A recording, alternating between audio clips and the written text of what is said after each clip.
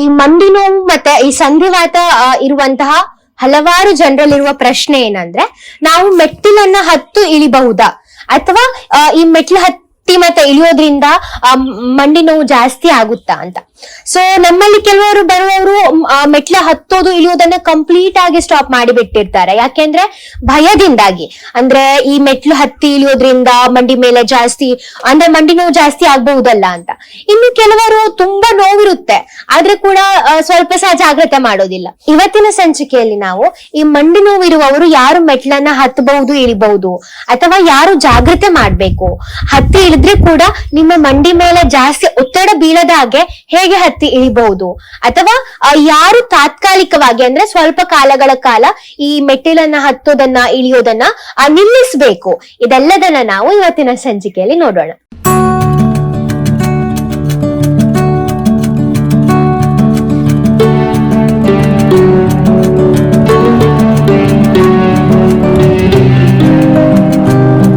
ಇಳಿಯೋದು ಮಾಡುವಾಗ ನಿಮ್ಗೆ ಅನ್ಸ್ಬಹುದು, ಯಾಕೆ ಜಾಸ್ತಿ ನೋವು ಈಗ್ಲೇ ಬರೋದು, ಮೆಟ್ಲು ಹತ್ತುವಾಗ ಇಳುವಾಗ ಏನಾಗುತ್ತೆ ನಮ್ಮ ಮಂಡಿಯಲ್ಲಿ ಅಂತ.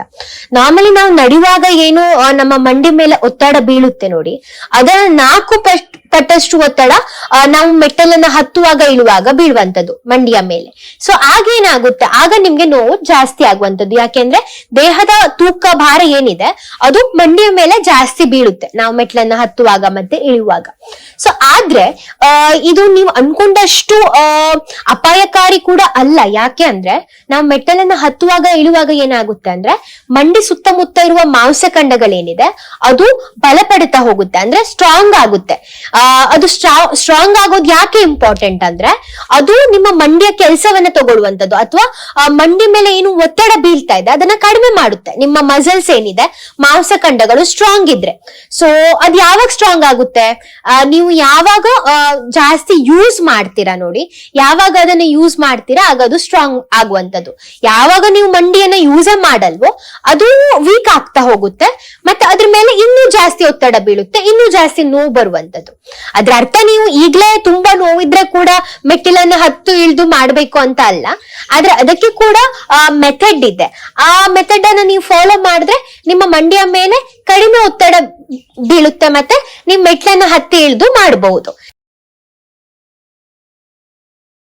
ಏನು ನಿಮ್ಗೆ ಸಂಧಿವಾತ ಸ್ಟಾರ್ಟ್ ಆಗಿದೆ, ಮೈಲ್ಡ್ ಪೇನ್ ಇದೆ ಅಂದ್ರೆ ನೋವು ತುಂಬಾ ಇಲ್ಲ, ಸ್ವಲ್ಪ ನೋವಿದೆ ಅಂದ್ರೆ ಈ ಸ್ಟೇರ್ ಕ್ಲೈಂಬಿಂಗ್ ಏನಿದೆ ಮೆಟ್ಟಿಲು ಹತ್ತೋದು ಇಳಿಯೋದು ಅದು ಸಾಮಾನ್ಯವಾಗಿ ಇದು ಸೇಫ್, ಅಂದ್ರೆ ಏನು ತೊಂದ್ರೆ ಇಲ್ಲ.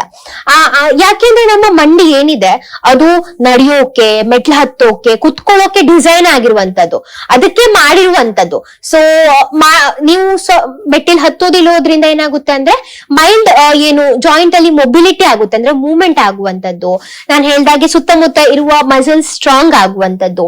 ಸೊ ಸ್ವಲ್ಪ ನೋವಿದೆ ಅಂದ್ರೆ ಜನರಲಿ ನೀವು ಮೆಟ್ಲು ಹತ್ತೋದು ಇಳಿಯೋದು ಸೇಫ್, ಏನು ತೊಂದ್ರೆ ಇಲ್ಲ. ಆದ್ರೆ ದಿನಕ್ಕೆ ತುಂಬಾ ಸಲಿ ರಿಪೀಟೆಡ್ಲಿ ನೀವು ಮೆಟ್ಲು ಹತ್ತೋದು ಇಳಿಯೋದನ್ನ ನೀವು ಅವಾಯ್ಡ್ ಮಾಡೋದು ಉತ್ತಮ.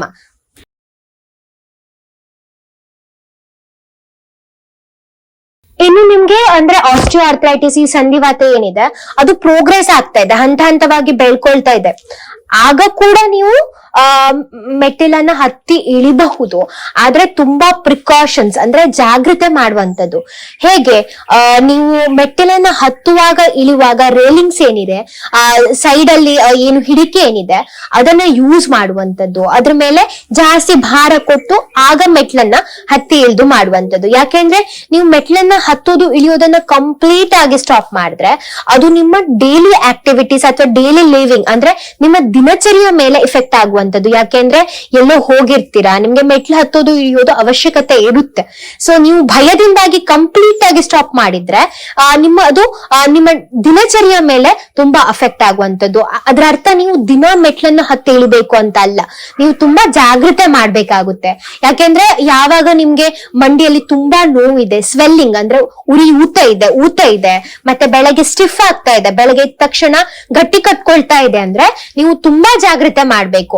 ಅವಾಯ್ಡ್ ಮಾಡೋದು ಉತ್ತಮ, ಆದ್ರೆ ಕಂಪ್ಲೀಟ್ ಆಗಿ ಅವಾಯ್ಡ್ ಮಾಡ್ಬೇಕು ಅಂತ ಕೂಡ ಅರ್ಥ ಅಲ್ಲ.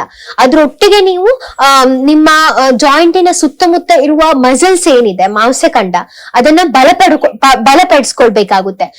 ಯಾಕೆಂದ್ರೆ ಅದು ನಿಮ್ಮ ಮಂಡಿ ಮೇಲೆ ಏನು ಲೋಡ್ ಬೀಳ್ತಾ ಇದೆ, ಪ್ರೆಷರ್ ಬೀಳ್ತಾ ಇದೆ, ಅದನ್ನ ಮಸಲ್ಸ್ ತಗೊಳುತ್ತೆ. ಸೊ ಸ್ಟ್ರೆಂಥನಿಂಗ್ ಏನಿದೆ, ಈ ಮಸಲ್ ಸ್ಟ್ರೆಂಥನಿಂಗ್ ವೆರಿ ಇಂಪಾರ್ಟೆಂಟ್. ಅದ್ರೊಟ್ಟಿಗೆ ಮೆಥಡ್ ಅನ್ನ ಫಾಲೋ ಮಾಡಿ. ಯಾವಾಗ ಮೆಟ್ಲನ್ನ ಹತ್ತುವಾಗ, ಫಾರ್ ಎಕ್ಸಾಂಪಲ್ ನಿಮ್ಗೆ ಬಲಗಡೆ ಕಾಲಲ್ಲಿ ನೋವಿದೆ ಅಂದ್ರೆ ಮೆಟ್ಟಿಲನ್ನ ಹತ್ತುವಾಗ ಮೊದಲು ನೀವು ಎಡಕಾಲನ್ನ ಮೇಲೆ ಇಡಿ. ಅಲ್ಟರ್ನೇಟ್ ಮೇಲೆ ಹತ್ತಿ ಇಳಿಯೋದು ಮಾಡೋದಲ್ಲ. ಫಸ್ಟ್ ಎಡಕಾಲನ್ನ ಮೇಲೆ ಇಡಿ, ಅದಾದ್ಮೇಲೆ ಬಲಕಾಲನ್ನ ಅದೇ ಸ್ಟೆಪ್ ಮೇಲೆ ಇಡಿ, ಅದಾದ್ಮೇಲೆ ಪುನಃ ಎಡಗಾಲನ್ನ ಇಡಿ, ಮತ್ತೆ ಬಲಗಾಲನ್ನ ಇಡಿ.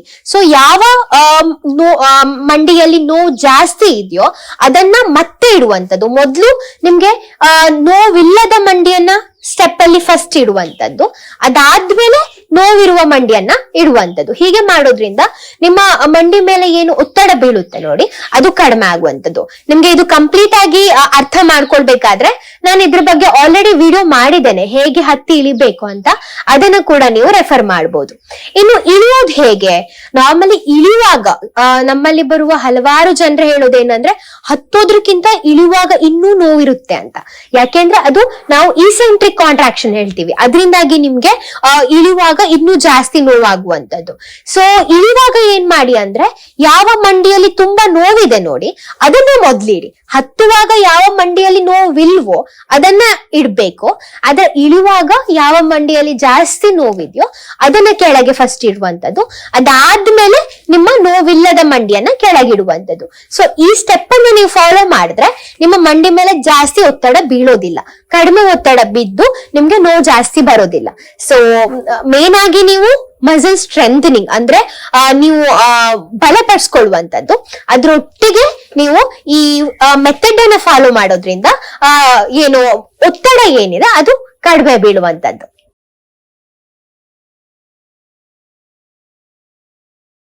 ತುಂಬಾ ಮಂಡಿ ನೋವಿದೆ ಅಂದ್ರೆ ನಿಮ್ಗೆ ಓಡಾಡೋಕೆ ಕಷ್ಟ ಆಗ್ತಾ ಇದೆ, ಒಂದು. ಎರಡನೇದಾಗಿ ಉರಿಯೂತ, ಸ್ವೆಲ್ಲಿಂಗ್ ಕಾಣಿಸ್ತಾ ಇದೆ, ತುಂಬಾ ಬಿಸಿ ಬಿಸಿ ಆಗ್ತಾ ಇದೆ, ನಿಮ್ಮ ಮಂಡಿಯ ಸುತ್ತ ಉರಿಯೂತ ಇದೆ, ಕೆಂಪಗಾಗಿದೆ. ಮತ್ತೆ ನಿಮ್ಮ ಡೇ ಟು ಡೇ ಆಕ್ಟಿವಿಟೀಸ್ ಮೇಲೆ ಅಂದ್ರೆ ನಿಮ್ಗೆ ತುಂಬಾ ನೋವಿದೆ, ಬೆಳಗ್ಗೆ ತಕ್ಷಣ ಗಟ್ಟಿ ಕಟ್ಕೊಳ್ತಾ ಇದೆ, ತುಂಬಾ ಸ್ವಲ್ಪ ಹೊತ್ತು ಓಡಾಡಕ್ ಆಗ್ತಾ ಇಲ್ಲ. ಹೀಗೆಲ್ಲ ಇದ್ದಾಗ ನೀವು ಸ್ಟೇರ್ ಕ್ಲೈಂಬಿಂಗ್ ಏನಿದೆ, ಮೆಟ್ಲನ್ನ ಹತ್ತೋದು ಇಳಿಯೋದನ್ನ ಟೆಂಪ್ರವರಿ ಸ್ವಲ್ಪ ದಿನಗಳ ಕಾಲ ನೀವು ನಿಲ್ಸೋದು ಉತ್ತಮ. ಸೊ ನೀವು ಮೊದ್ಲು ನಿಮ್ಮ ಮಂಡಿ ಸುತ್ತಮುತ್ತ ಇರುವ ಮಾಂಸಖಂಡಗಳನ್ನ ಬಲಪಡಿಸ್ಕೊಂಡು ಮತ್ತೆ ನಿಮ್ಮ ಏನು ರಿಕವರಿ ಫೇಸ್ ಏನಿದೆ ಸ್ವಲ್ಪ ದಿನಗಳ ನಂತರ ನೀವು ಮೆಟ್ಟಿಲನ್ನು ಹತ್ತೋದು ಇಳಿಯೋದನ್ನ ಮಾಡ್ಬೇಕಾಗುತ್ತೆ. ಇನ್ನು ನಿಮ್ಗೆ ಡಾಕ್ಟರ್ ಆಲ್ರೆಡಿ ಹೇಳಿದ್ದಾರೆ ಮೆಟ್ಲನ್ನ ಹತ್ತಬೇಡಿ ಇಳಿಬೇಡಿ ಅಂದ್ರೆ ಡೆಫಿನೆಟ್ಲಿ ಮಾಡಬೇಡಿ. ಯಾಕೆ ಅಂದ್ರೆ ಅವರಿಗೆ ನಿಮ್ಮ ಮಂಡಿಯ ಸಿಚುವೇಶನ್ ಏನಿದೆ ಆಲ್ರೆಡಿ ಗೊತ್ತಿರುತ್ತೆ, ನಿಮ್ಮ ಸಂಧಿವಾತ ಯಾವ ಸ್ಟೇಜ್ ಅಲ್ಲಿ ಇದೆ ಅಂತ ಗೊತ್ತಿರುತ್ತೆ.